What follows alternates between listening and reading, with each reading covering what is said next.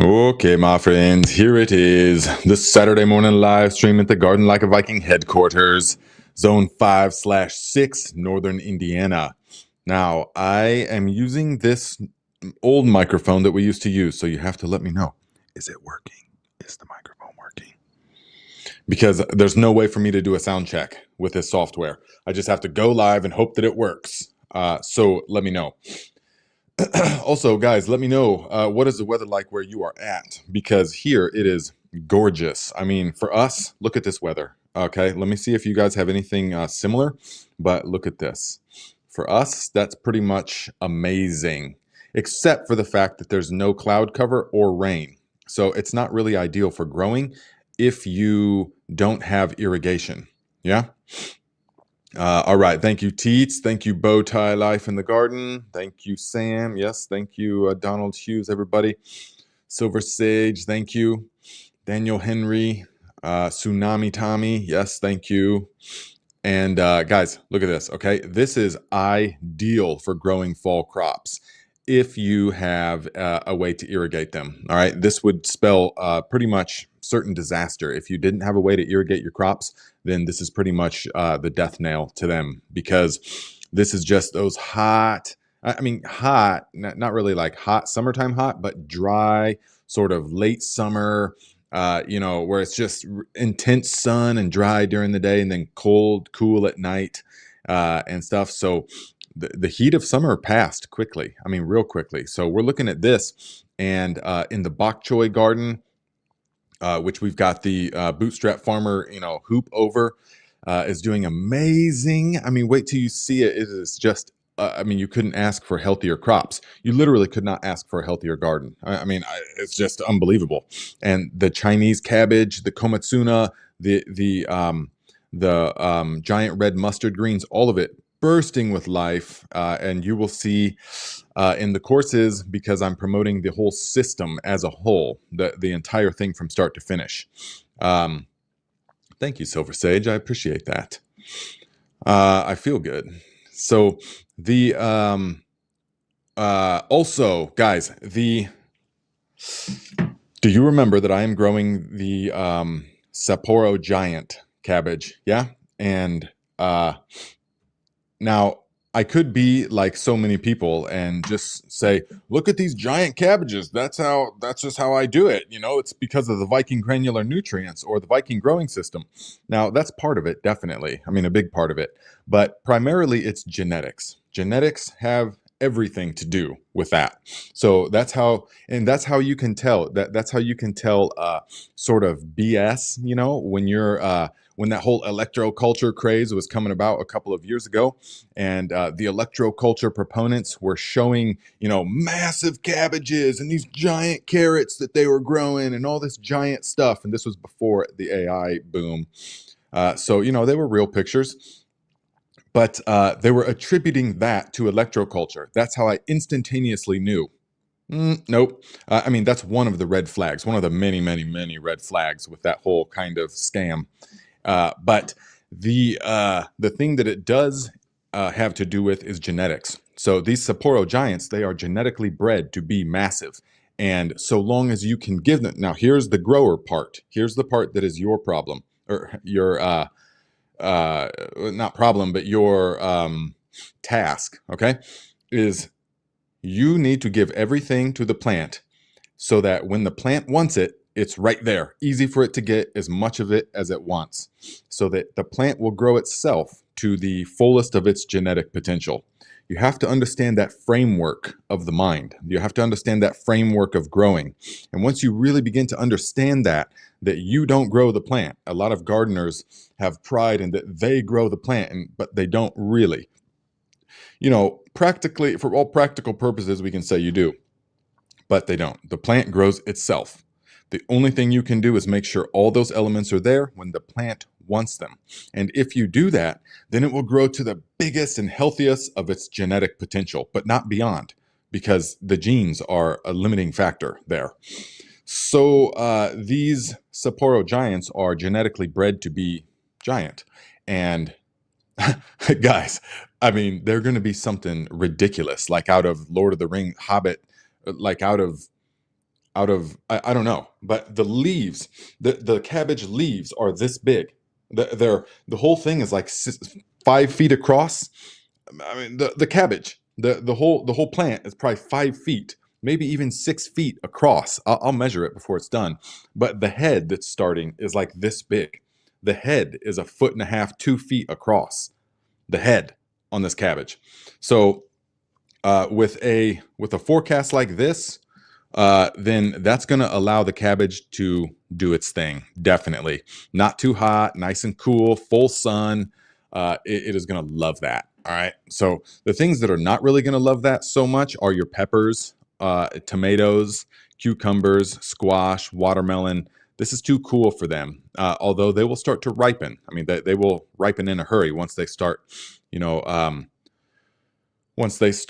sensing this. But for your cool crops, which hopefully, I mean, our whole garden now is basically the cool crops, except for, well, we still have the basil. We've got a whole bed of basil. Tomatoes are dying out. I mean, not dying out. There's still tons and tons and tons of them, but I'm pretty much over the tomatoes for the year. I mean, we have gorged ourselves on tomatoes this year, guys. So outstanding. The tomato harvest this year, the tomato experience. Wow. Wow. I mean, as you saw me talk about last time, it's we still have no idea what that Viking tomato was. I'm going to try and find out, but I need to go to the old man's house and see if he knows. That's really the only way we can tell. And then even then, he would have to tell just by looking at the tomato.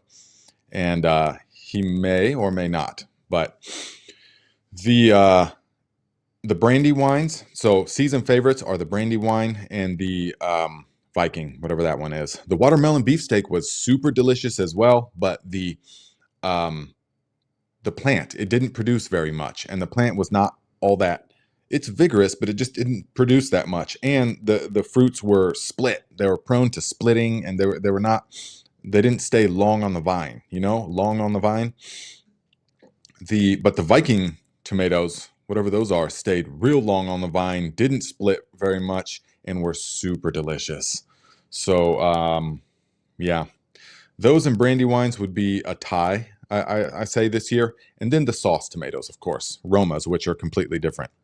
Which, guys, last week we made an amazing pizza, homemade pizzas at my brother's house. Because remember last week, I think I talked about we were going to do that, right? I said, we're going over to my brother's and we're going to do this project. So we went over there. He's a bread maker. He's very good at making breads. So he made the dough. He had it all ready and stuff. Very delicious. And I made the sauce. And so we took the Romas, and I think I talked about this last week, but we've made several different kinds. So one batch of the sauce this year, we took the whole tomato. Well, we cut it in half and then cut out any parts that we didn't need, but there was very few that we didn't need. And then we put it into the Vitamixer, blended it up, pureed it completely, and then poured it into a stock pot. All right. And then we blanched in the oven. We blanched about another 50% as many of the Romas, the biggest ones. So the meatiest ones. We blanched those, removed the skins, and then cut those up and put them into there, and then reduce the whole thing by about half. So it's stewed tomatoes and salt. That's it. Big chunks of tomatoes in there. Really nice. And the Vitamixer makes that puree so delicious. And you don't need to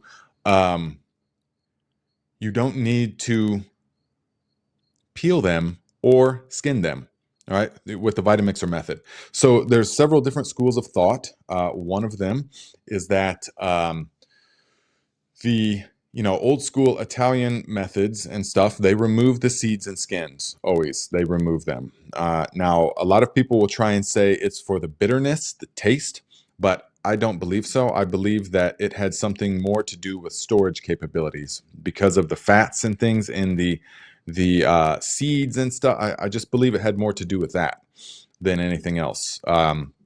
with ways that they would have probably stored it in the past. They didn't have pressure canners in the past, and high quality ball jars and mason jars and stuff like that. So we sort of put it to the test, though. So, anyways, my philosophy with that is that you get more nutrients. I mean, with the skin and the seeds, you're getting all the nutrients in there. So the Vitamix are just wow, and it's so fast and so easy.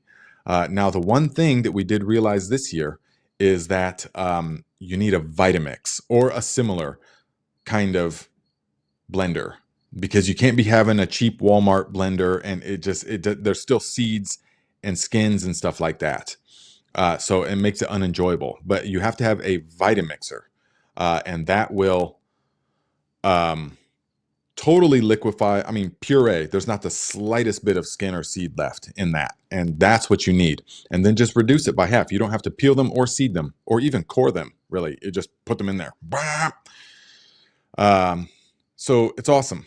Okay, now that is the one method that we made the stewed tomatoes. So I will tell you about the other method, and then the pizza sauce here shortly. But I want to see what you guys are talking about.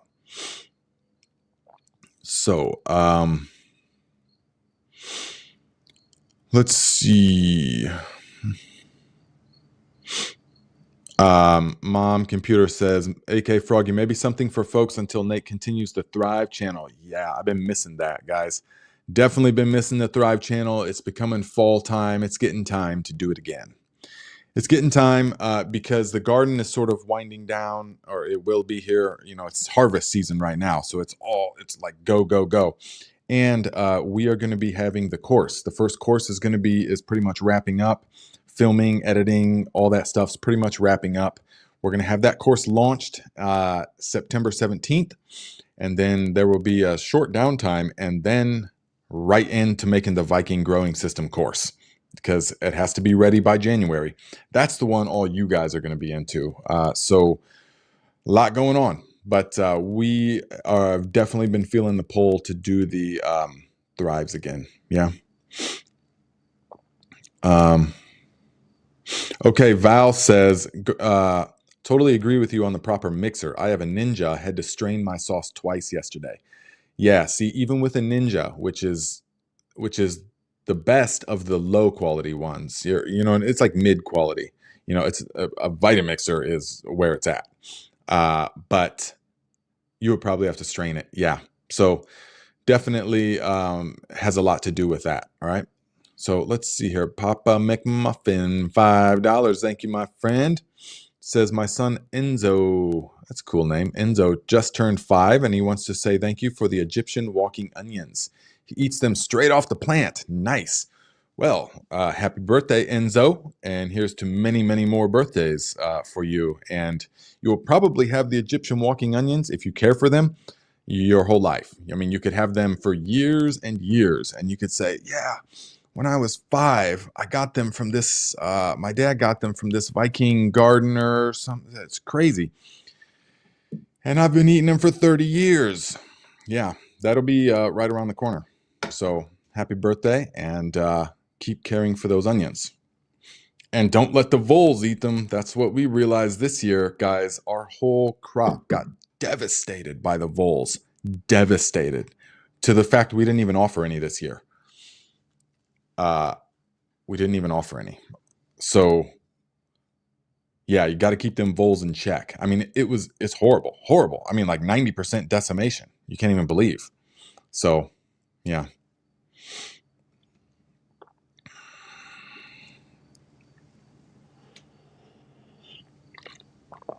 Oh, Mom Computer. Yeah. The Inspired channel. Yeah. I've seen a lot of good content from them. I can't say everything, but I've definitely seen some really good content from them.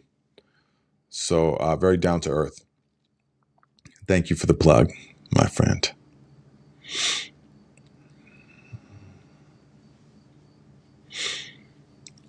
Alexander says, Nate, do you have any videos about tomatoes? Probably. Well, I have the video showing how to make the sauce, also the paste, the shelf-stable paste, also how to trellis them.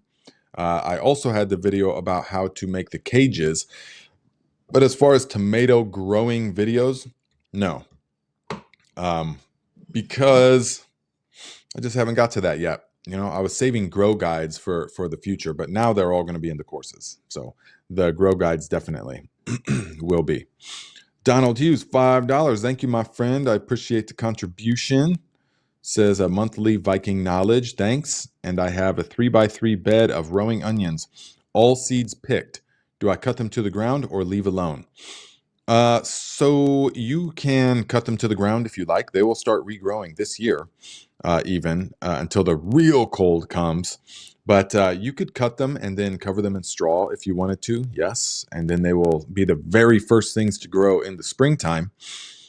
Or you can cut them and then you can plant the bulbs somewhere, or you can pickle the bulbils, or you can give them away. That's really the best thing to do, is to give them to people. And that is what I would do with those. And that's what we have done. So Nancy Dewald, thank you very much for the consistent contribution of $10, my friend. Says, thank you, says, for the awesome weather. Yes, I hope you're experiencing that as well. Really, besides the rain, we couldn't ask for better weather. I mean, for me, this is just phenomenal. So yeah, and I'm hoping that people will, you know, I've got my motorcycle for sale now. So it's, let's see here. Got my motorcycle for sale. See? Yep. I had to cut down that price. Guys, people just aren't riding motorcycles like they used to. I mean, they're just not riding motorcycles, even though this thing is gorgeous and I love riding on this thing. I used to, but it's just not who I am anymore. It's not really, I'm not about motorcycle riding anymore. But this is a nice bike, no doubt. But what has shocked me is that there is not much interest in motorcycles anymore. The riding culture is just kind of gone. There's not like, you don't see people riding out. Maybe it's different where you're at. Let me know. I mean, is it, I'm genuinely curious. Do you guys see motorcycles like you used to? I mean, you don't see groups of guys riding out anymore, at least here, and you don't see really much motorcycles at all. You know, so I think it's something with this newer, younger generation. They're just not into motorcycles or something. I'm not sure what it is. It could just be this town or this city. I don't know. Have you guys noticed that?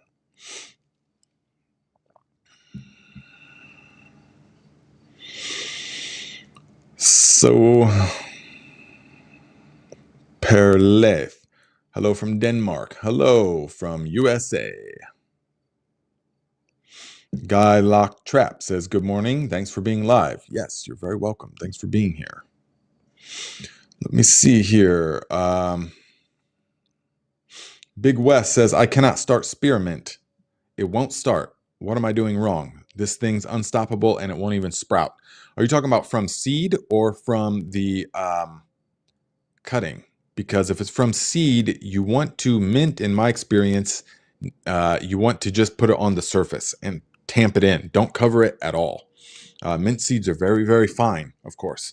But from the cutting, if it won't start from the cutting, then the plant was already really stressed.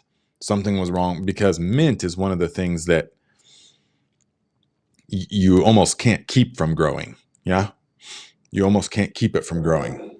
Now, I don't mean to say that to rub salt in the wound, but that's just kind of how, you know, mint is extremely vigorous. Yeah, I would have to say, so Look to Nature sent me several different mint varieties this year. Many of them are delicious, of course. Berries and cream mint is probably one of my favorite, but far and beyond my favorite of all is the black currant mint. It just is outstanding.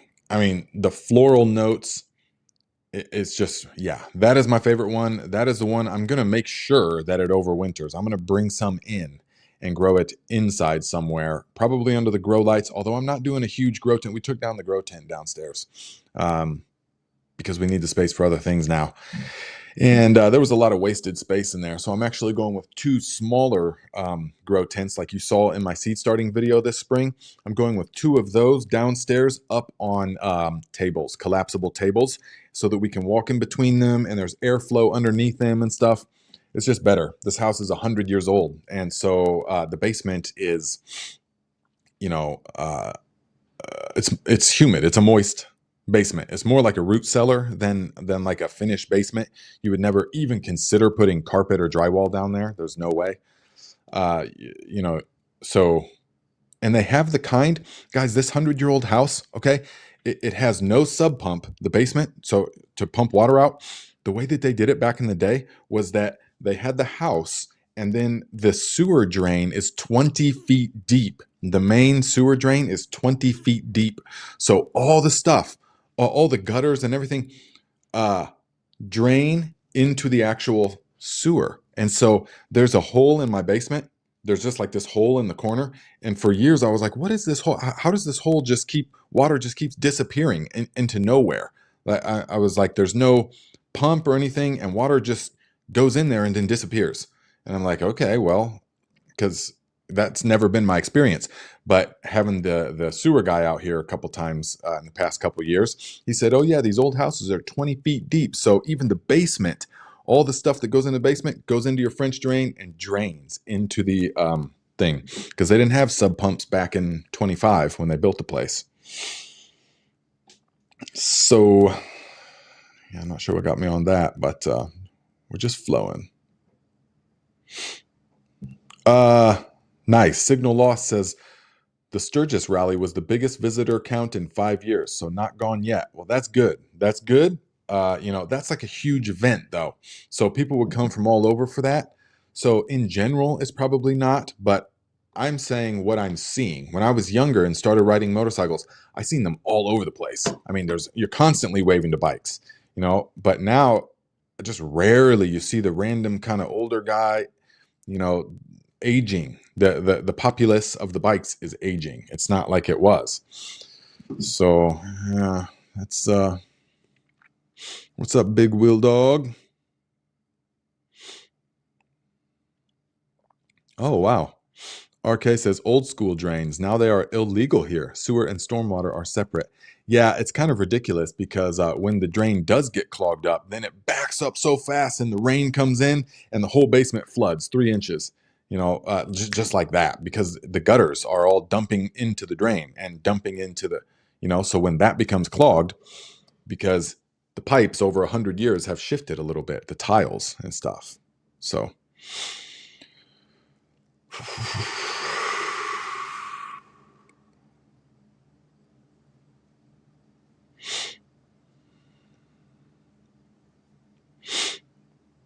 Mm-hmm. So Big Wes, so every time I try every time I root mint is from in the water. I will put the cuttings in like a thing of water. Definitely, that's the way to do it. I never root anything in soil. I never root anything in soil.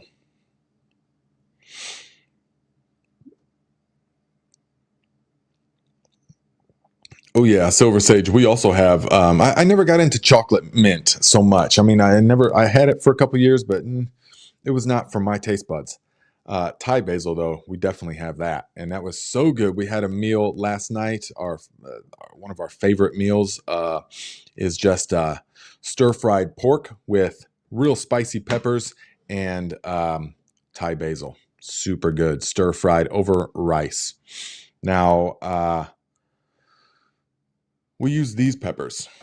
So one of my favorite peppers that we will definitely be growing each year are the fish peppers. All right. Whoops.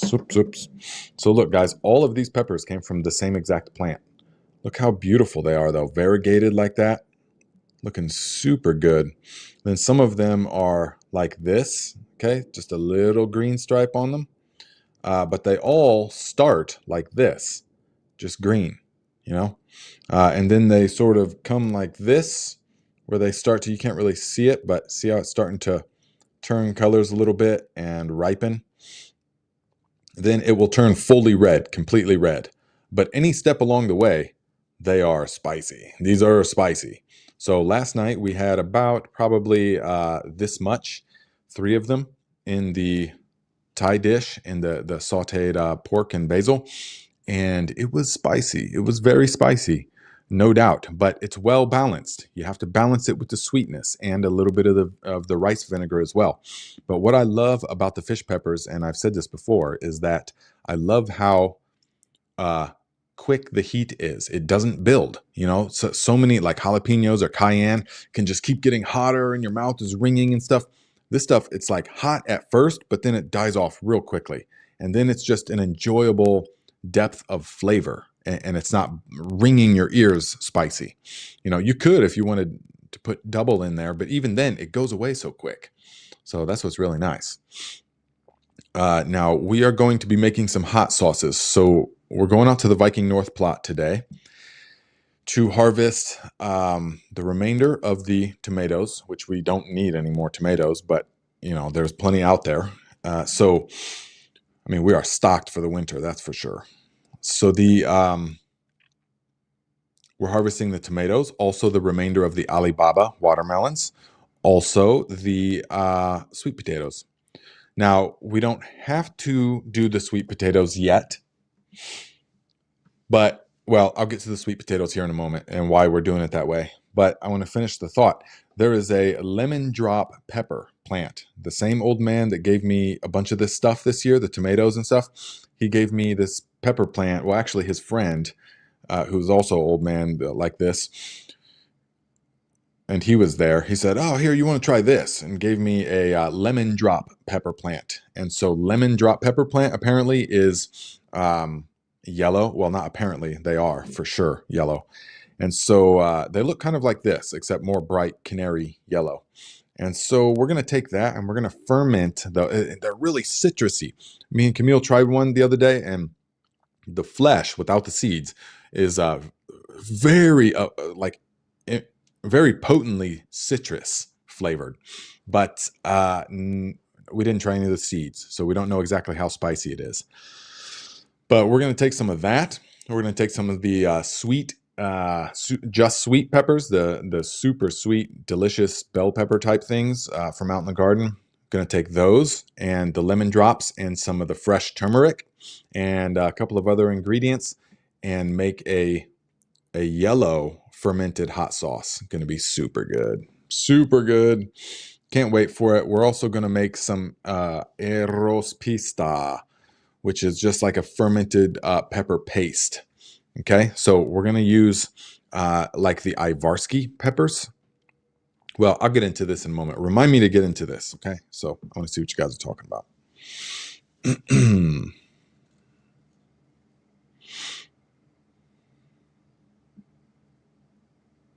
Yes, definitely. RK says, no, bikers are not around like they used to be. I remember Friday and Saturday nights being loud with music and bikes. Now they are quiet. Yeah, exactly. You never see that groups of guys riding together and stuff anymore. Randomly here and there, but not like it was, man. Yeah, I'm not talking about that kind, Silver Sage, but I'm just talking about like the good old boys riding, just like guys riding, not motorcycle, clubs or whatever you want to call it. I'm just general riders, the everyday person. I'm not seeing it.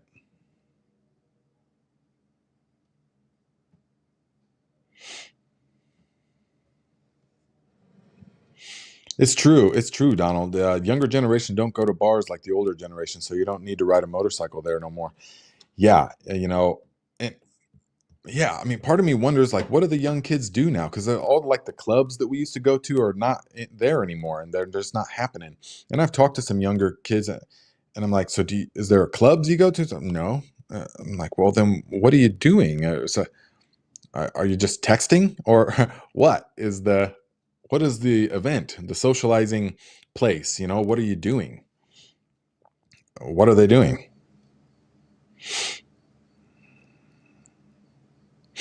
Scott Wang, you nailed it right here. This is number one reason I am selling the bike, because it has changed so much. When I was, I've been riding motorcycles since I was 8. My dad got me a dirt bike, and then as soon as I was 16, I got a motorcycle, and I've had motorcycle ever since. Many different ones. And when I started riding on the road at 16, 24 years ago, right? It was very different. It was very, very different. The people, there was no cell phones. Think of that. There was no cell phones at all when I started writing. And so the only time you would see somebody swerving is if they were drunk. They'd be like, "Oh, they must be drunk." Or somebody swerving into the other lane. "Oh my gosh, the drunk driver." Now you see it all the time. People blowing stop signs, blowing red lights, swerving into other lanes, driving with their knee, and they're sitting there like this. How many times I drive by people and they're flying down the road, just zoo, and they're like this, looking up, looking down, looking up, looking down, like that. I'm like, oh my gosh. So I just cannot, I don't feel comfortable trusting my life to those people anymore. You're just too exposed on a motorcycle. So that's why I'm just done. I'm totally 100% done riding. And I'm perfectly fine with that,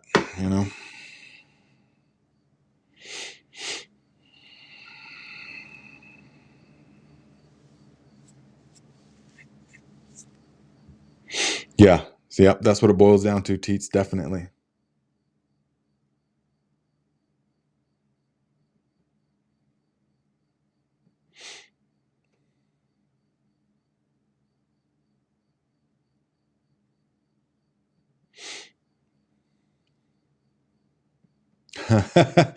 Teets says, that video shows exactly how to make the tomato sauce.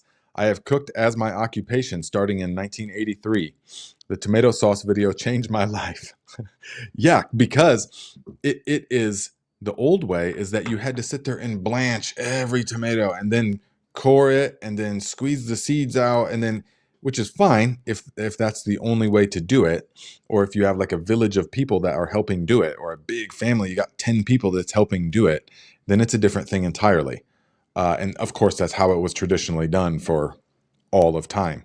But now, if it's just me trying to do that, or me and Camille, that is just a lot of work when you've got all these tomatoes to process, and so whoa, so it puts you off of it, and the tomatoes rot, and you lose a bunch, and you just don't get to it. You just don't get to it as much. But if all you got to do is take them tomatoes and blitz them for a few seconds and pour it right into the stock pot, yeah, and the result is phenomenal. I mean, phenomenal. So I absolutely love it. We reduce it by about half. But okay, so we had the stewed tomatoes like that, but then the pizza sauce tomatoes. So several years ago, a friend let me use this device called the Sauce Master. And it is where, a mill type thing where you just it clamps to the side of the table, and you put the tomatoes in and go like that, and it spits out, separates the seeds and the skin and the solid parts from the like the pulp. Now, it did a really good job, except it was a joke. I mean, it was all like janky little thing and super labor intensive trying to crank this little thing, and it was like falling off the table and stuff like that, and the parts were coming off. It was a joke, but the idea stuck with me, and I said, wow, this is really cool. So now we've got we've got one for the food kitchen aid. So one second.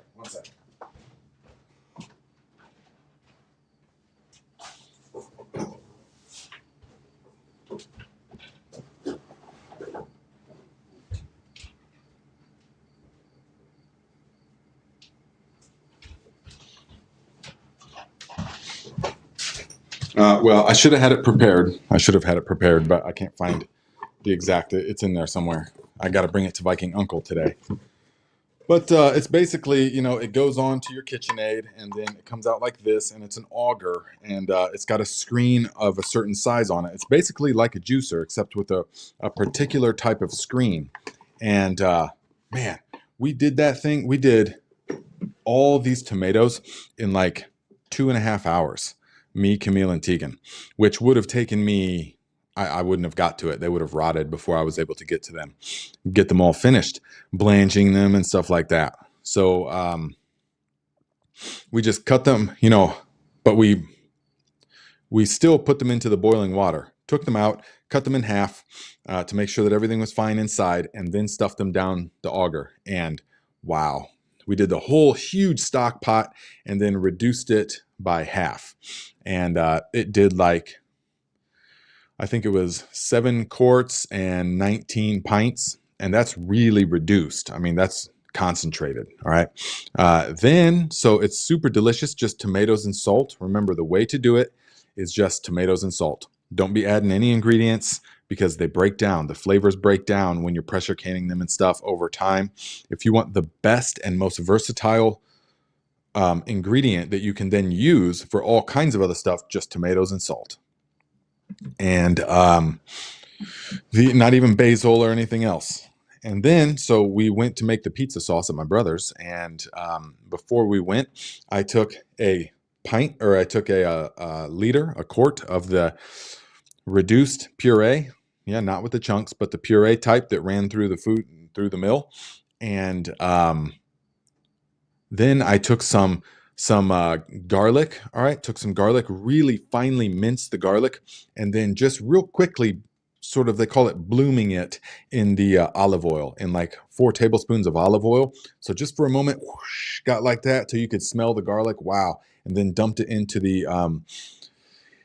the tomato sauce. And then I added a handful of fresh basil leaves, and then 3 good spritzes, 2 tablespoons maybe, of dried homegrown oregano, and then some more salt.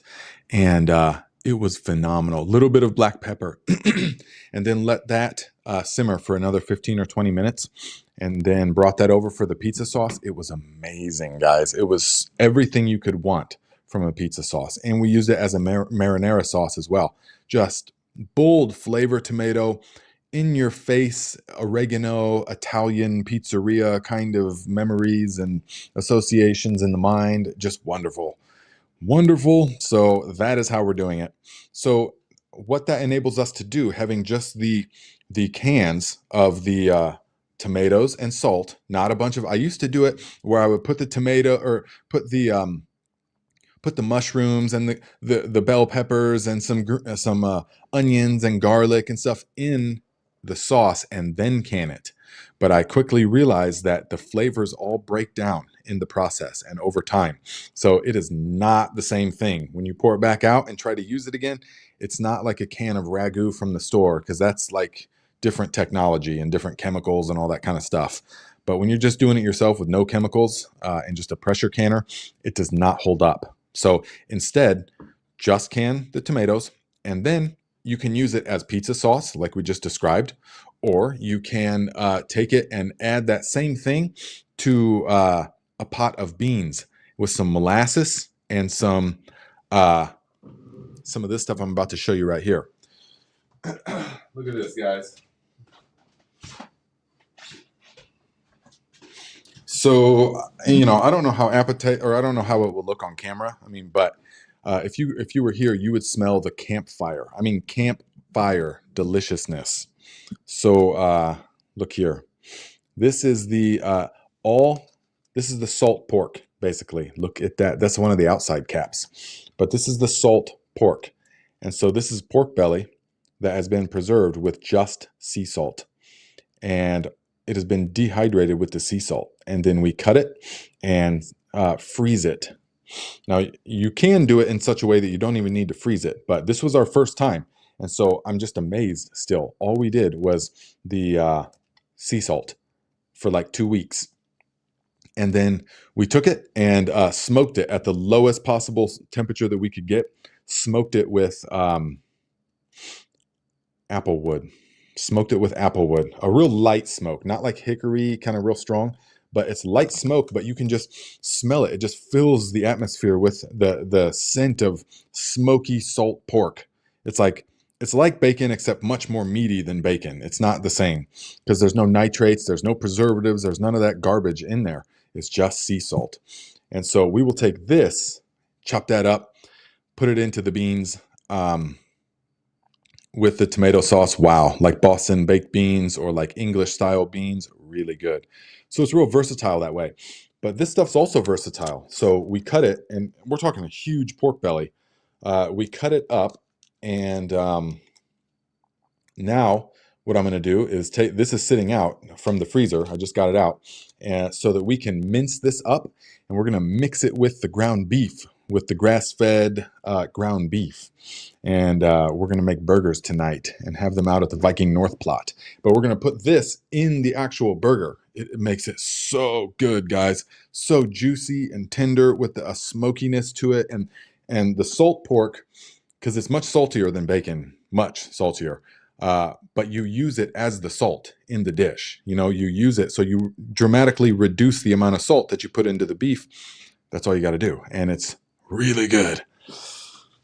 So that's what we're doing.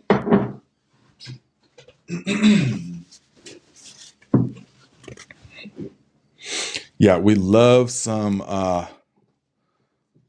pork, definitely. Bacon jam, I've never heard of that. Will Dog. Whoops. So it's got to send me some of that for making bacon jam. Wow. Now the thing with this pork belly, this is salt pork. It's not. I don't want to call it bacon because it's like if you've had salt pork, then you know what I'm talking about. It's really firm. Okay, really firm, but it's just delicious. It's amazing.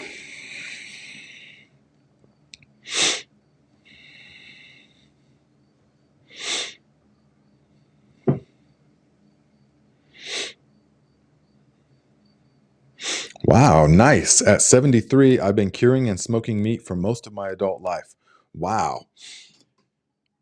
That'd be really great if you wanted to share some recipes or something, or share some techniques. I mean, what's another good way to do pork belly, or what's another way to preserve other meats? The only stipulation is we don't want to use any nitrates or prog powder number 8 or whatever, and the pink salt, none of that kind of stuff, just as, clean stuff. And so we will, yes, we can do that, Viking Uncle. We're planning on it. Well, we were going to put it in the burgers, but we will bring you out a slice or two. Yes, definitely. You can experiment with it. So H.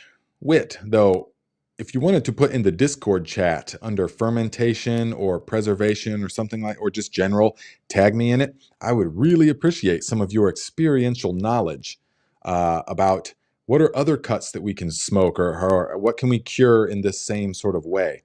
What are other things that would be easy? Now, yeah, I can Google it, or I can ask ChatGPT and stuff like that, but that's one type of knowledge. But 73 years old and you've been doing it most of your life, that's a totally different kind of knowledge. And so that is very valuable. So if you would love to share, I would be totally open to that, Thank you.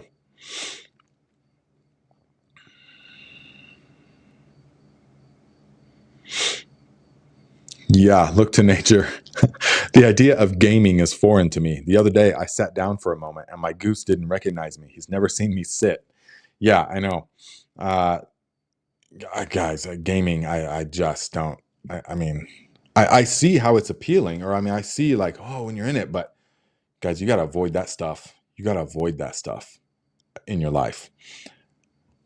It's like the biggest vacuum waste of time for our generation that you can imagine.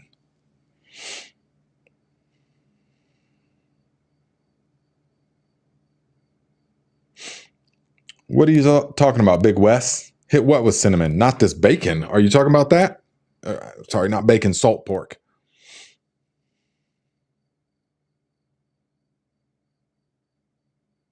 Ooh, nice. Silver Sage says, Sam, my Kung Fu instructor, Master Shirir.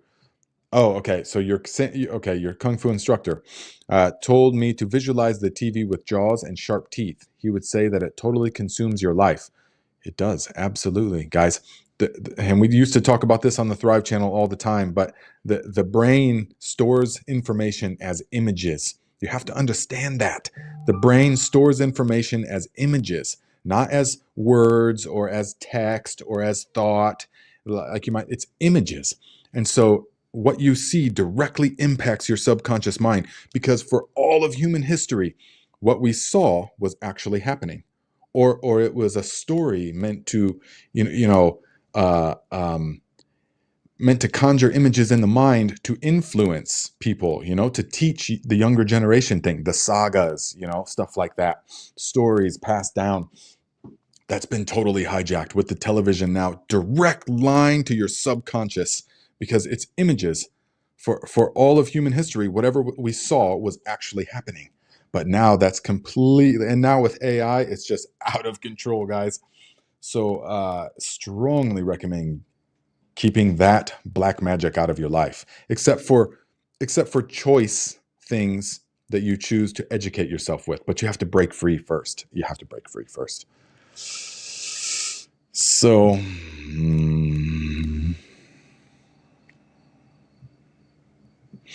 thank you, Mom Computer says thumbs up. We want Nate to continue these lives on YouTube. Thank you. Yes. Yeah. Today I was like, there's so much going on. I'm kind of tired and stuff, but I was like, you got to do it anyways. You got to do it anyways. It's like the best time you get to talk to the tribe.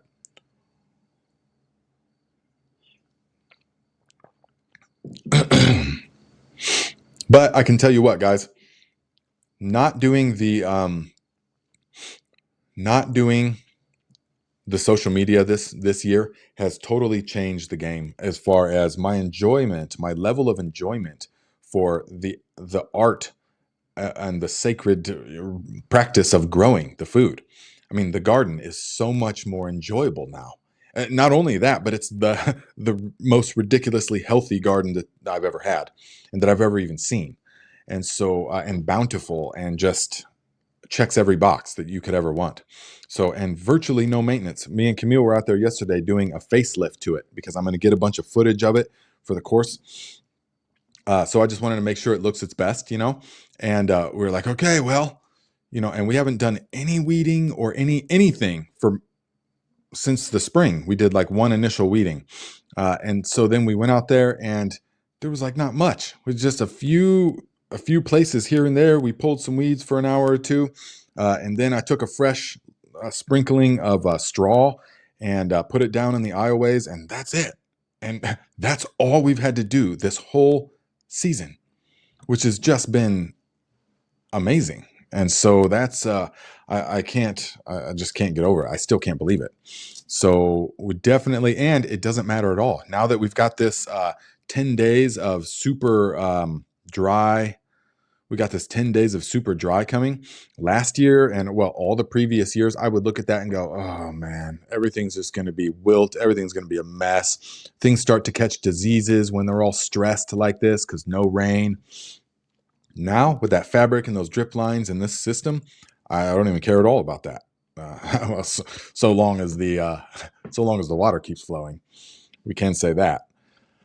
But if the water stopped flowing, then we'd have bigger things to deal with than the garden.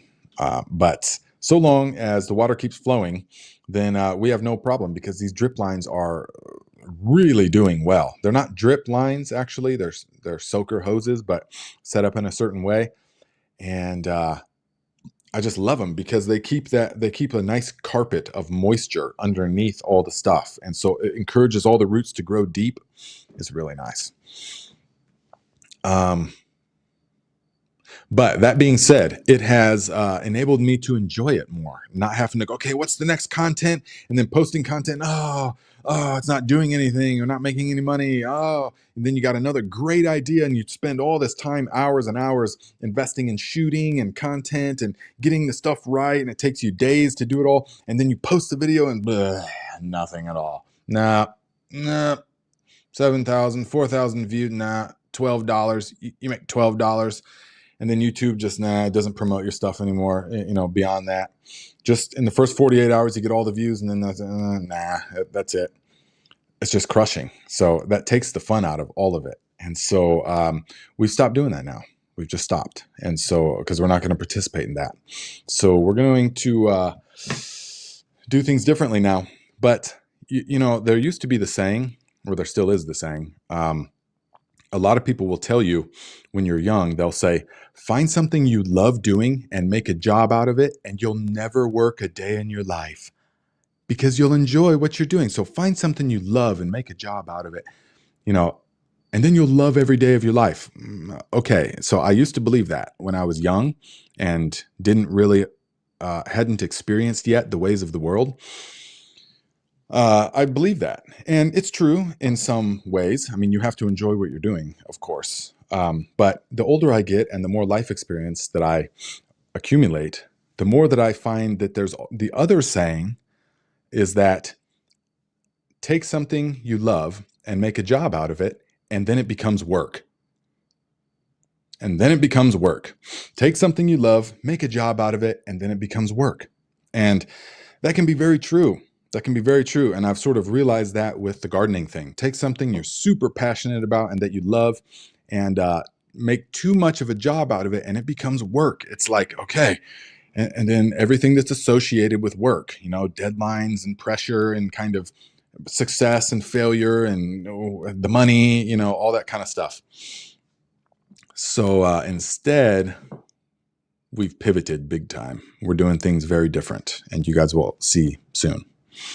So that is what we're doing.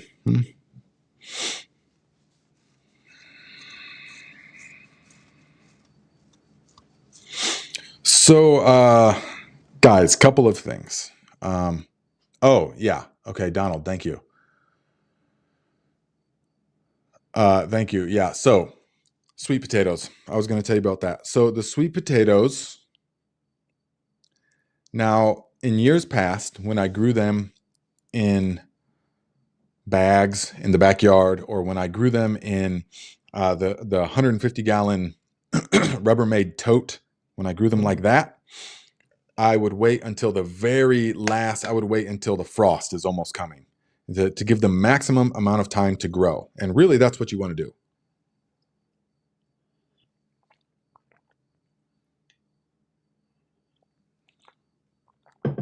And really, that is what you want to do. But what I have come to realize, okay, so oops. Oh, yeah. Look at this, guys. Oh, yeah. Look at that. You see them bubbles? Look at them big old bubbles. Fermenting. Yes, this is part of the Viking grain elixir, the probiotic drink that I will show you guys how to make in the Viking Cleanse, which is still on pre-launch. We've got another week and a half until it goes up to $197 for good, or $397. I don't know what I forget what the pricing structure is, but it's going to go way up. So you can still get it for $98 if you want. But this is the Viking fermented grain elixir that I show you guys how to make. And over the years, I've fine-tuned it to be super flavorful, bursting with life. You can even start your ferments with this. It does not require milk. It just requires a handful, about 8 ingredients in it, and very easy to make. So I show you guys how to make this in the Viking Cleanse course, because along with the gut healing bone broth and the gut healing stew, it's all part of repopulating the digestive tract again with the appropriate microorganisms that we want. Yeah? Because remember, guys, more serotonin is produced in your gut than it is in your brain. So how you feel and your outlook on life, unbeknownst to most people, is directly correlated with your gut microbiome. Yes, it's that important. It's everything. Ooh. Wow. Like a tangy, mild lemonade, but with sea minerals. There's sea minerals in it for sure. Lots. Iodine. I mean, there's the good old seaweed. Oh, just delicious. Super fresh. You know what it tastes like, guys? You know what this tastes like? It tastes how these look. This is what it tastes like, basically. Pow! Summertime. Fresh flavor. Fresh. Amazing flavor. Look at this thing. These things are gorgeous. Benary's Giant Red. Super good. Each plant is producing like 30 of these things, and really attract hummingbirds, all the stuff. Surprisingly, hummingbirds like these things still. But I notice a huge difference. I notice that the insects, the butterflies and the hummingbirds prefer the purple ones, because I've got many of each variety distinctly separate. And every morning and often throughout the day, I will just stare out the window and look at the garden. And I see in the morning time, I see the hummingbirds all over the garden. And they don't really frequent the red ones, but they're all around the purple ones, the 2 purple plants, all around them. So there's something about it that the hummingbirds much prefer, and the monarch, or the butterflies, several different species of butterflies. They prefer the purple ones for whatever reason. But this is what this stuff tastes like. Just pow, fresh, delightful, summertime.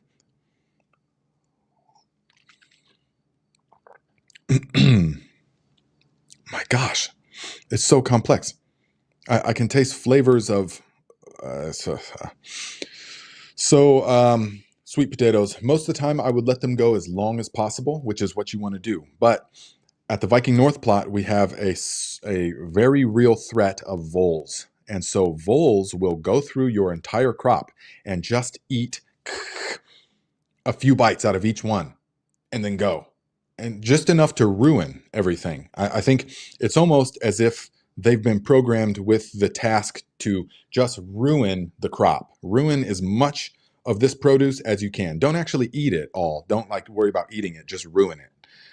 Because they don't consume the whole thing. They just take a couple huge chunks out of each one and then move on to the next. And so it can be real devastating. And we're not going to let that happen. So when we were harvesting the watermelons, which don't forget to have me tell you about this watermelon, guys. The game has changed.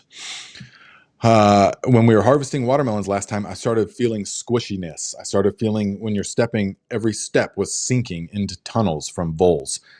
So big problem. And number one reason that we did away with the organic mulches and the root stout method, can't be doing it, because it creates a thriving metropolis for the voles and the mice, the field mice. So now we're going to, with the Viking growing system, we're going to take all that fabric up. We're going to put the cover crop down. And then in the spring, we're going to green manure the process. And so it's not going to give them a chance to really take root. And to form their little colonies and their tunnels and eat all your stuff. I mean, we planted the Viking growing, or the Viking rowing onions. We planted those in the root stout beds, and the root stout method, which I've been doing for many years. But after several years of that, it just became a metropolis for the voles. They ate 90% of our onions, to the point where we barely have enough to repopulate for the next couple of years. Although many of you have offered to send them to me, and I definitely appreciate that, but we don't need that. We're not that much in need. I'm talking, we don't have enough to sell this year. We will next year, and the next years. So thank you very much for the offer. If I needed that, I would definitely be taking you guys up on that. But we have enough. So, oh, look, a hummingbird. Oh. Zzz, zzz, zzz. Look at that. Tegan found that thing somewhere. She found it all up in a fence or something like that. It's like feather. It's like you can't even tell that you're holding anything. It's pretty incredible, isn't it? Look how when you look onto the red, but then you turn to the side and you can't see it. It's pretty awesome. But I think it got stuck, and it was like in a screen or something. It got stuck in a screen somehow. So maybe we will. I just want to be careful with it.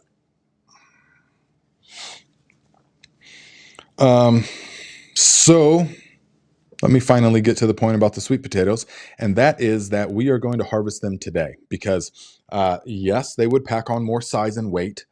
They're not like other crops where they're not like a winter squash where it will die back. The plant has a life cycle where it will die, and then it's ready. But or like peppers where they come into peak ripeness and then they over ripen and stuff. Sweet potatoes are not really that way. In their native environment, they'll just keep growing and growing and growing. They'll grow, put down some tubers, grow, put down some tubers, like that, all over the place. But for us, we want to take them. So it doesn't matter flavor wise. It doesn't matter if we harvest them now or 3 weeks from now, 4 weeks from now. It would matter in size, definitely. But we're gonna cut our losses, and we're gonna harvest them today. And we're going to cure them, and we're gonna see what we got. So it's a big day. So we will see, because we had a very poor year in sweet potatoes last year. or no. Yeah, we had 2 bad years of sweet potatoes because 2 years ago, you remember I used the Viking granular nutrients and we just got hundreds of little pencil thin sweet potatoes because I over fertilized them definitely. And so then last year we had a bunch of good sized potatoes, but I ordered the slips last year. I ordered them from an unnamed company, and they had scurf.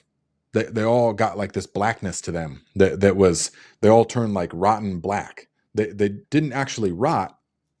They didn't keep very long though. It was a disaster. So this year we grew our own slips again, and we planted them in a totally different spot, in a totally different way, and they look super healthy now. They are pushing up the landscaping fabric. I mean, you see the mound of sweet potatoes under the fabric. So we're gonna cut that, pull them back, and then see what we got in there. Oops. Wait.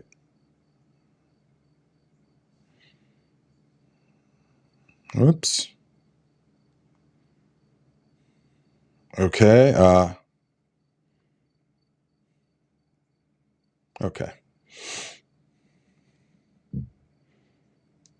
Let's see here.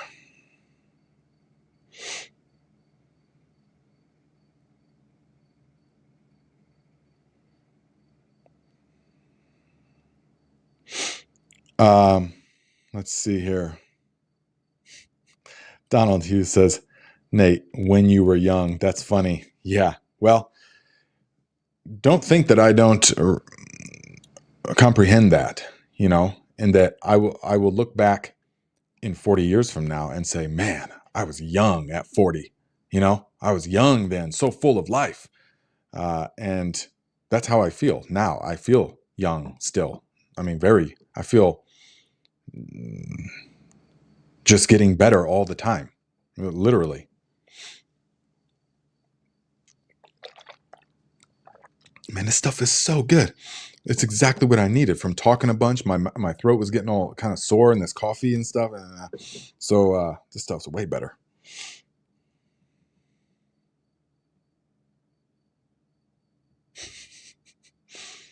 Okay, you're welcome, Big Wes.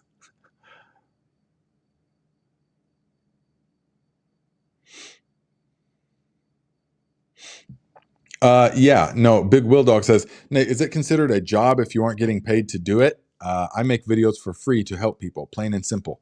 Hey, I get it. I totally get that, my friend. And that is exactly how I started as well.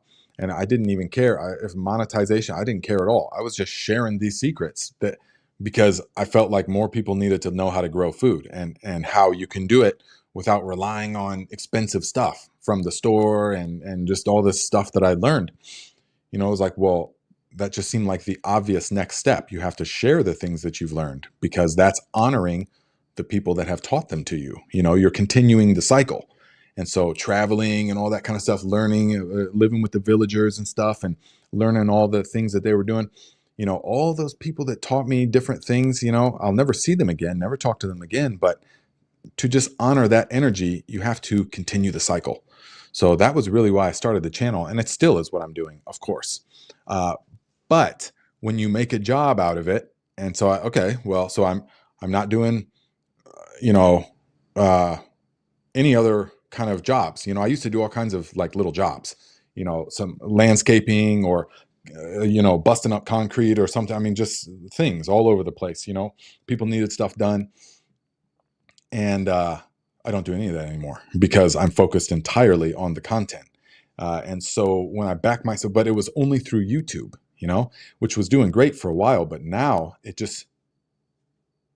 someone just shut it off. That's it. So it's pressured me to get into the courses, which is infinitely better. I'm not, it's not regressing. I've graduated into making courses now. The courses is way, way better for the sanity of the creator and for the consumer of the content because one, there's no ads, and there's no sponsorships. There's no wasting your time saying, but today I'd like to thank the sponsor of today, blah, blah, blah. No, you are the sponsor. And so it's purely information laid out in a way that is as easy to understand and digest as possible. I'm not trying to string you along to please watch to the end, guys. Please watch, please like it, please come back and more. No, none of that, because you've already paid and I've already got paid. So we already made the transaction. Now here's all the stuff that you need. You know, I set a price that I'm willing to work for. And if you're willing to pay that price, then here, you get the goods. And so it's just so much more my style. Right up front, we know all the cost of everything. It's all, okay, we know what we're getting paid. And it's more like a virtual handshake. Like, all right, here's all the information laid out in a good way. I'm not going to string you along and all this other kind of stuff. So that's way more my style. Okay, no doubt.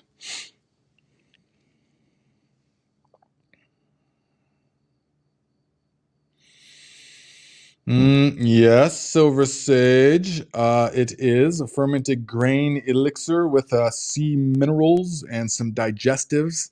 It's just an amazing tonic. I've done this so many times, all the bubbles are out for the moment. But yeah, super delicious, full of all kinds of good microorganisms, large diversity of microorganisms, actually, because of the sources. And what each source does. But I go over all that stuff in the course when I show you guys how to make that. So you will love it. Because after the cleanse, you're at a point where your body is ready to repopulate. You're ready to repopulate the system with the beneficial microorganisms. So for the people that would have dysbiosis or an out of whack gut microbiome, we cleared out all the sludge through the course of the cleanse, and then now the coming off of the cleanse is all about reintroducing it, repopulating it with exactly what we want. And this elixir is bursting with the life that we want. Okay, so.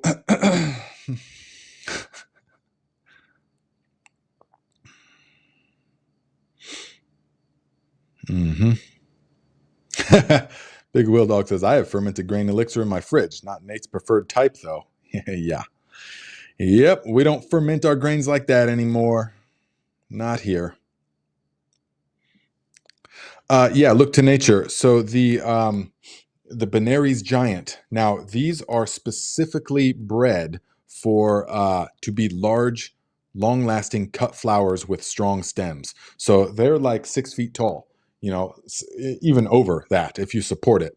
Now they will want to fall, but if you support it with like a big cage, like a tomato cage, then man. But these are laying on the ground. These fell over and they lay on the ground just fine, no problem.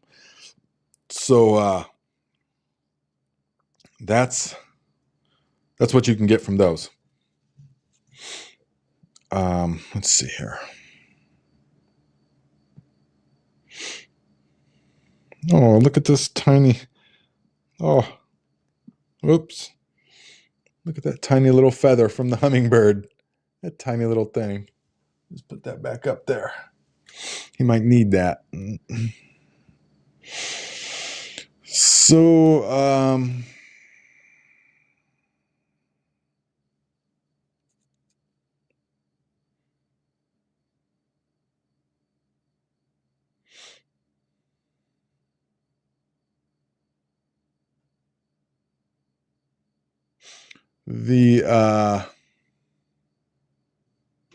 okay, Stone Creek. So Nate, can you go over how you cure your sweet potatoes? Now you saw in the okay, well, this will be in a course, but not for some time. I'll be doing growing guide courses in a few years from now. So I'll just give you the information now. But the way that I was doing it for several years is in the back of the car. I was just doing it in the back of the car. It's cheap and it works. So watch that video I have on curing sweet potatoes. But recently, the past 3 years, we would say, have cured them in a with a heat mat. All right, so in a tote with a heat mat, we have cured them that way. And even though we had disasters growing them, the cure still worked just fine, of course. So we cured them in a heat mat. with a blanket over the top, or like a, something to keep the insects out, but to let it breathe. And that did it. So we kept the heat mat. We set it at like 85 degrees for about 10 days, give or take. And that keeps them nice and warm. And they got enough humidity in themselves. If you need to, you could add a little thing, like a mason jar of water, but I've never needed to do that. So that will do them really well. That's how I cure them, with a heat mat and a tote. And I've got several heat mats, of course, because I use them for the seed starting. Yeah.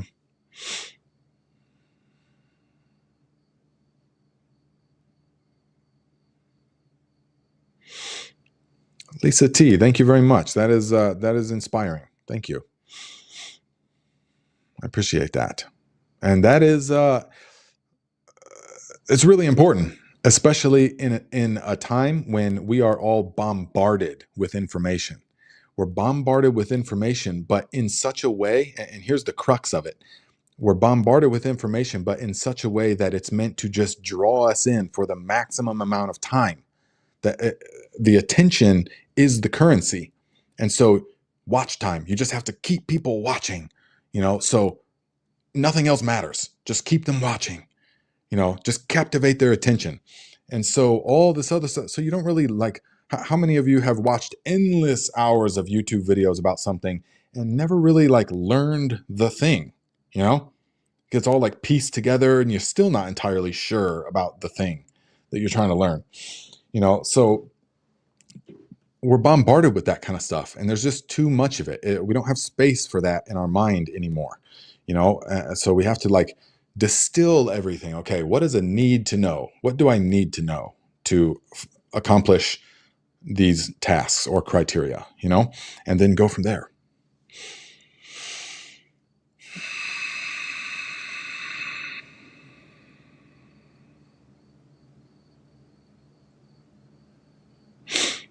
Look, guys, these are the Ivarsky peppers. I absolutely love these. Brian Airy, $2. I didn't see that before. Thank you very much, my friend. I appreciate the contribution. Good to see you here. I don't think I've seen you for a while. How you been? What's been going on? Well, we haven't been doing the thrives.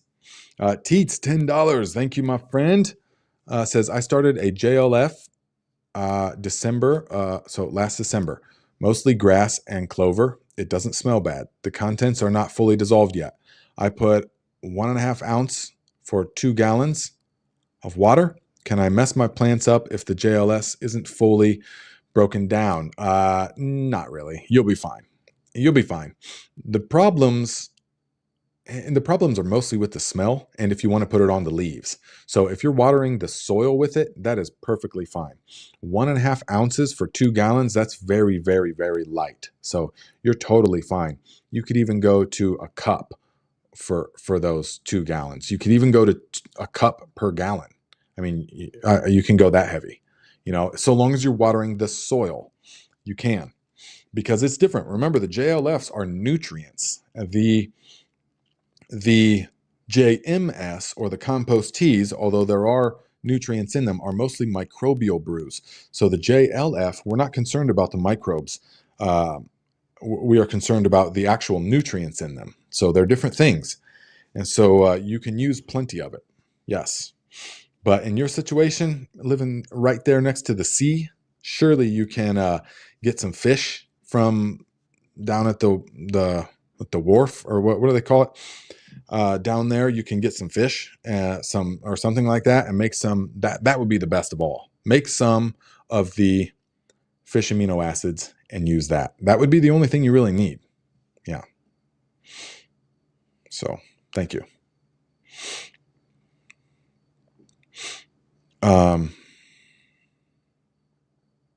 Yeah, Silver Sage, man, this is a thrive topic. We would definitely be talking about that for sure. Yeah. Well, and when you look back to human history, you see that, I mean, for almost all of human history, people would spend their entire life in small bands, 20 to 30 people. And you would meet a few dozen people in your whole life. And you would go a few dozen miles outside of where you were born your whole life. Imagine the difference. Imagine that. And everything you just heard, you would hear stories and stuff, but everything else was just the 20, 30, maybe 50 people that you had in your clan or your tribe. And you would, that's what you would know. And you would know what is right in front of you. You would know the food that you're harvesting and eating, the animals that you're raising. You would know the camaraderie, the talking between people, and you would know each other's lives because you're like living one life, you know. It's as one unit, totally different. Then now we're all divided up into these little tiny separate units and then bombarded with all this information from what's happening in the Middle East and what's happening in all these different places and all the bombings and all the shootings and all the blah blah blah and all the stuff. Oh my goodness. Our little Neolithic brains were never designed to handle that kind of input. We were meant to be doing things right in front of us, you know? So it's really, really had a major impact in society, that kind of thing. So I think going forward, it's getting away from that in a certain degree. Yeah, it's having an advertisement-free lifestyle. It's having a news-free lifestyle. Little things that you need to know are actually not much, you know. But other than that, just what is in your life, you know, cultivating your area of the garden. You know what I mean? Cultivating your garden, keeping it free of weeds, keeping it well fertilized, metaphorically speaking, and it will be bountiful. Yeah, not letting in just bunch of trash weed seeds all over the place, and then just everything is a big mess. That's not the way to cultivate the garden of the mind. We have to be the very observant cultivator of the garden of the mind. Yes, more so now than ever. Yeah, so.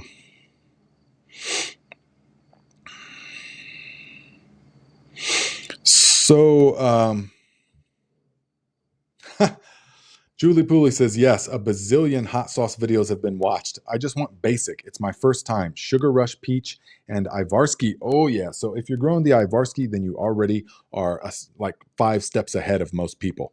This is the Ivarsky. It takes the place. I mean, if you're only going to grow one pepper, a sweet variety, this is the one. You eat them fresh. They're delicious. Sweet, thick flesh. You can grill them, char the flesh. Super good, tasty. Guys, I hope I'm not been blowing this mic out all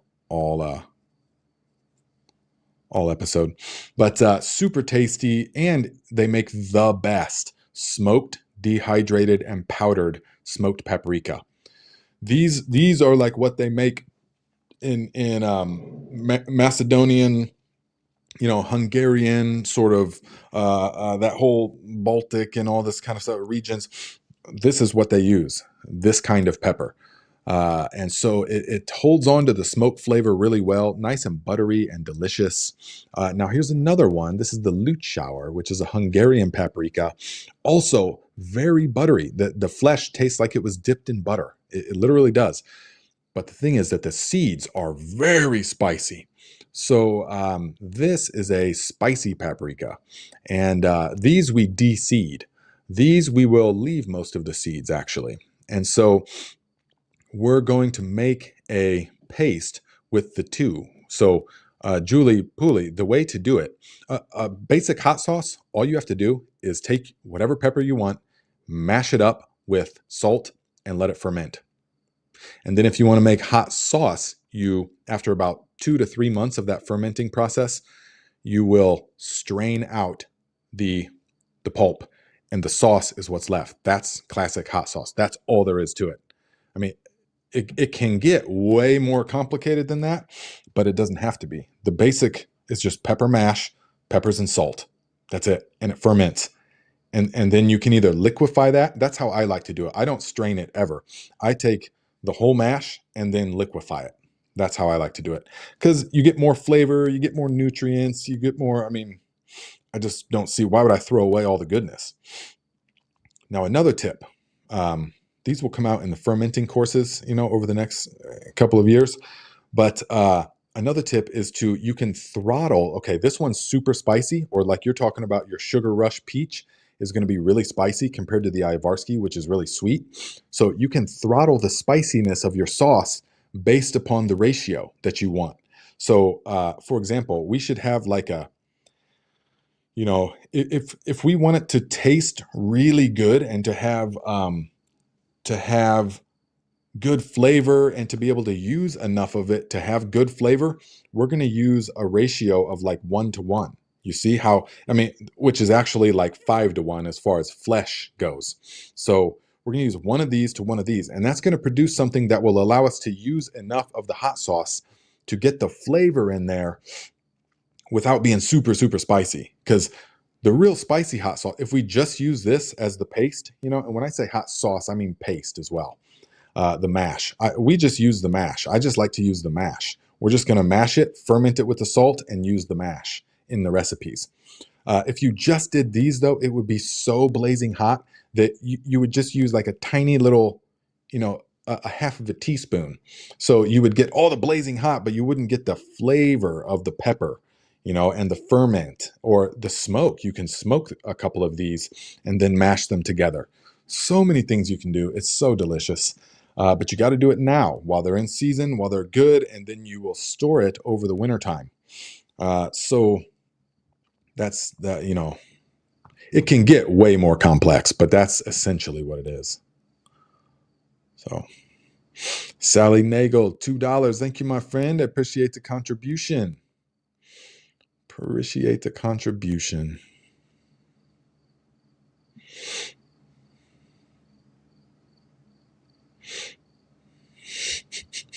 Look to nature. It's settled. Let's start a commune.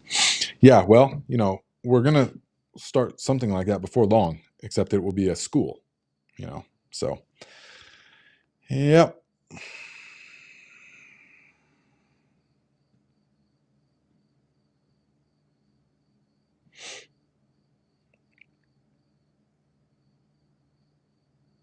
What about the peach pepper? In my experience, the peach pepper I don't have any experience with it, but in my understanding, it's a really spicy one. Is that right?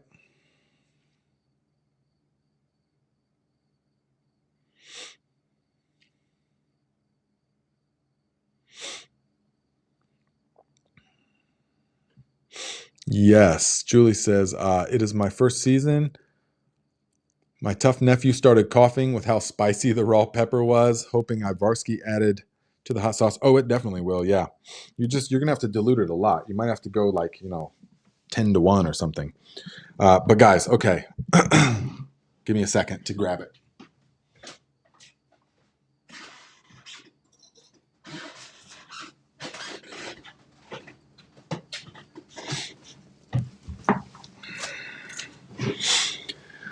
So,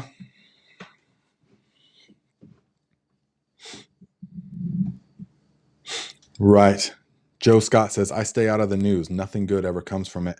Yeah, well, and it's inherently you are powerless right out of the gate. You're powerless to what you see in the news. I mean, you can't affect that situation, and most of it has already happened. And so, you're just powerless. So, what are you feeling? Or, what are you gaining from that? 1 second. Gary Smith, thank you very much, my friend. Let's see here. $30. I appreciate that. Says, thank you for all you do. You are very welcome. And I hope that your sweet potatoes have come full circle. And thank you again for the fish. Thank you very much for the fish. So now, a couple of weeks ago, I told you that we harvested the triple gold seedless watermelon, and I was not a fan. We also harvested the Leelanau watermelon. Not really a fan, Neither of them kind of tasted like much, kind of watery, and I wouldn't be growing them again, okay? But we let some of the triple golds go an additional 2 or 3 weeks even. And so we just tried this, these past 2 triple golds that we've had, and guys, it blew me out of the water. I could not believe how amazing these watermelons are. I will be growing this one every year beyond any doubt. Okay, but look, listen. So this thing is, it doesn't taste that much like a watermelon. It tastes like a tropical fruit. If you told me that this was some tropical fruit from the Amazon, I would believe it. Okay, look at that. Dripping with sugary juices.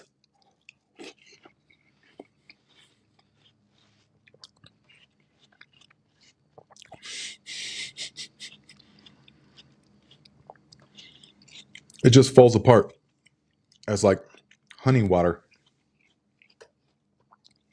It's unbelievable, guys. It's unbelievable. So this thing, we were not harvesting them when they were ripe. That is the problem. This one now is just full of flavor, bursting with flavor. But again, I wouldn't, if in a blind taste test, if you gave it to me, I wouldn't go, oh, that's a watermelon. If you said, now this is a fruit that you've never had before, we got it from, South America, you've never had this, but it's from the jungle, I would fully believe you. I would just say, oh, wow. I'd be like, that's incredibly, amazingly sweet. I just can't believe how juicy and delicious that thing is. Look, the water's already pooling up in there. I mean, you could not ask for anything more from a fruit. You really couldn't. And it's not that it's better than the Alibaba, because it's not. The Alibaba, it's like the brandy wine of tomatoes or of watermelons, which I say, like, the brandy wine is like the classical music of tomatoes. Yeah. It's like the classic. And the Alibaba is the classic watermelon, unmistakably watermelon taste and flavor and texture and everything. This does not at all taste like that. So it's not even really comparable. It's called a watermelon, and it is, genetically, but it is not the same thing flavor-wise. Yeah. And I do like that it's seedless, And guys, remember, seedless, there is so much deep misconception about seedless watermelon. A big thing, oh, you shouldn't be eating seedless, because people think that it's like genetically modified in a laboratory. It's not, though. People have been doing this for a very long time. It's just plant breeding. This is just regular plant breeding.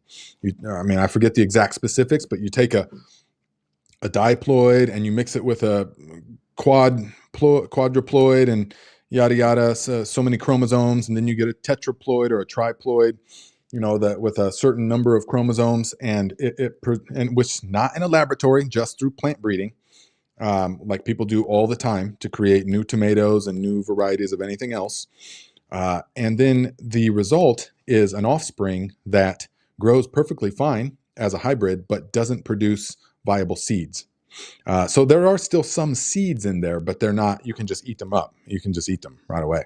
So there's really not a huge, big stigma. You guys know how deep I go about stuff, and I have absolutely no qualm whatsoever eating seedless watermelon, because it's just a plant breeding thing that you're doing. It is not a big, genetically modified by Monsanto and all this kind of stuff. But the only thing is that you can't save these seeds and plant new ones, but you just have to get them again. So that's not really that big of a deal in my mind. Yeah, I know. Argyle said seedless is an abomination. At least David the Good has a funny video on that. I could see where David might be coming from. He does have like 9 children, right? So I could see that, that it should have the ability to reproduce. But in my opinion, guys, every single plant that we eat in the garden does not exist in nature. It doesn't. Distant cousins of it exist in nature, yes, but you will not find a single one of these plants, except for maybe a mint of some, except maybe, but you will not find any of these plants in nature like this. They've all been selectively bred for so long. And so to me, this is no different than any other kind of plant breeding. When a new tomato, when Baker Creek comes out with a new tomato variety, oh, brand new tomato variety this year. Okay, everybody rushes to get it, but it's not like they went to the Amazon jungle and hunted and found this new tomato. Oh, we discovered this new tomato variety and we just brought it back. And now here's the seeds. No, somebody just created that. You know, a plant breeder bred things and created that. And so now we have that kind of, you know, tomato. It's really the same with the seedless watermelon. Now, some people will go philosophical about it, though, in which case it's purely a personal opinion. You know, they'll say, well, a plant should have the ability to reproduce. You know, it's an abomination because it can't reproduce. Okay, I get that, but that's just not that big of a deal to me because it's not genetically modified and it's not how many things. That's just not a big deal to me. Yeah.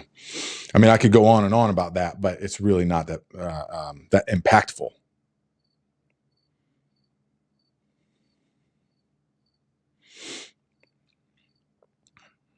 Yes, Urban Gardener, what's up, my friend? Says so many misconceptions and fear when it comes to plant breeding. Oh, absolutely. And rightfully so in many ways because of how much genetic, truly Frankenstein genetic modification stuff there is. But like I've said so many times in the past, people don't realize it's actually almost impossible for you to get a truly genetically modified seeds. You have to like sign up, you know, permits and stuff like that. They own your crops. I mean, like most genetic modification is not your little garden stuff. Now there was some qualms with the purple tomato from Baker Creek or something like that. There was some kind of little thing that would be the very first one ever, you know, in some way. And even that was not a fully patented genetically modified seed. If I remember the right, I didn't care about it really. But for the most part, the home gardener is never going to accidentally get a genetically modified seeds. You know, you have to really try for that, and you have to like sign up for it, and it's a big ordeal. You know, so a lot of misconceptions about it. But guys, viable seeds or not, the seedless watermelon, in my opinion and experience, is full of life force. I mean, we've been eating these things every day for like a long time, and we feel amazing. So.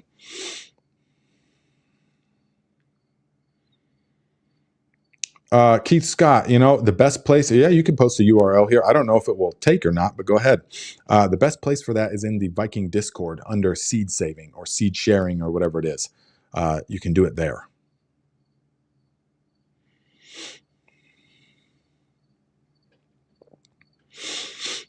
Scott Joe, $5. Thank you very much, my friend. Says, Nate, what has been your experience with JDOM liquid fertilizer? I have had weed tea sitting for a few months, and man, does it smell. Yeah. If you want me to go in depth, you have to watch the videos I've made about it this last year.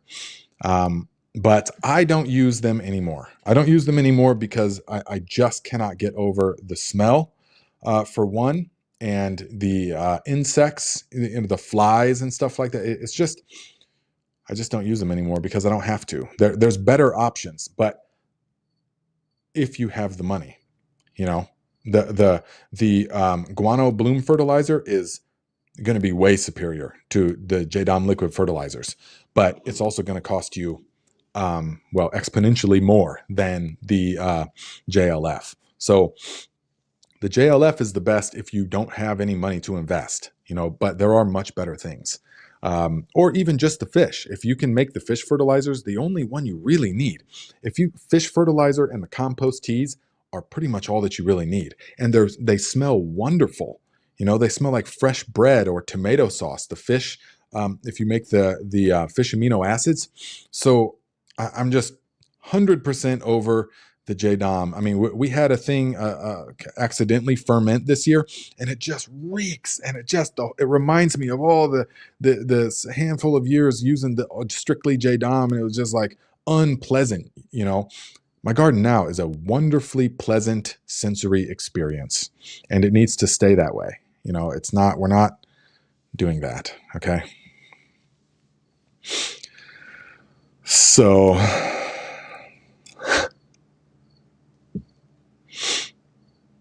Megan McGuire says, I had a party at my house and people were afraid to eat the cherry tomatoes I had because they did not know they came in different colors, shapes, and sizes.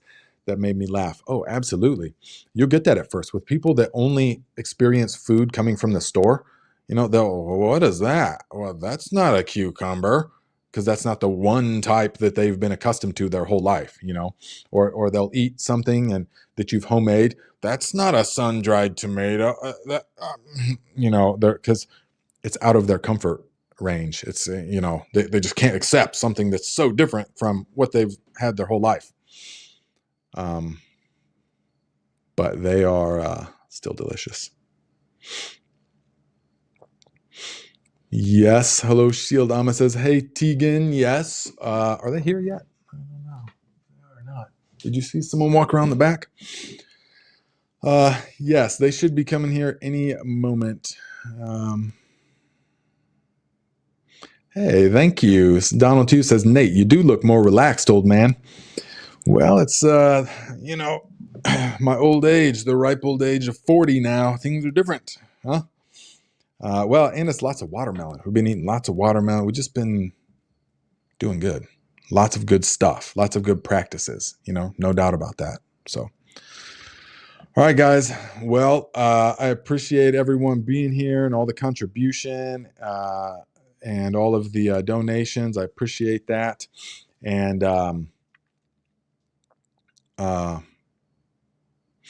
let's see here. Oh, are you a bow tie in the garden? Are you going to be on Enoch's channel tomorrow? Today or tomorrow? Well, either way, all you guys already know that Enoch's got a great show. So you can definitely check that out because I am not making content right now. I mean, I am, but not on YouTube. So it's all getting into the courses. So if you guys are doing shopping on Amazon, do it through the link in the description, which I don't think I have there right now. But oh, yeah. My uncle just, I get the live notification here. My uncle just texted me and said he went the entire video without an ad. That's because I don't monetize them right now. I just click not monetize at all. So that it will still show ads to some people, but I'll monetize. I just forgot. I'll monetize it after this, but I'm just over it. I'm just over it, guys. We're doing things differently now. So thank you, guys. And if you want to check out the Viking Cleanse, vikingcleanse.com. I'll put the link in the description here in a minute. vikingcleanse.com. And you guys can get that at the pre-sale price. It's going to jump way up in the next 2 weeks. But that will show you how to do the 10-day Viking cleanse to cleanse yourself of all the garbage you've been carrying around for years. You'll be shocked. And then it will also show you how to make this Viking grain elixir, the fermented beverage to repopulate the gut. It will also show you how to make the world's greatest gut healing bone broth, the exact recipes. And then the gut healing stew. Yes. And there will be a guided meditation, guys. I got into it and I was like, you know what? We need to do a guided meditation. So in the new studio, this is for the Thrive Tribe, in the new studio with the new mic setup, the new lighting, the new environment, and the new editing software. And I set it to a very light music, the guided meditation. It's awesome. It was very nostalgic. It just reminded me of the Thrive Tribe. So it was super cool. And that's all part of it. That's all included in the stuff. And yeah, we're having a lot of fun making it. So, all right, guys, we will see you next time. Yes, Argo, for the cleanse.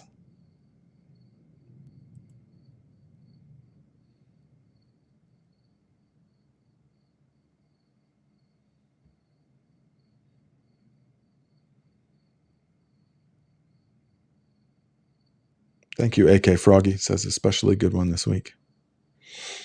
All right, guys, I'm out.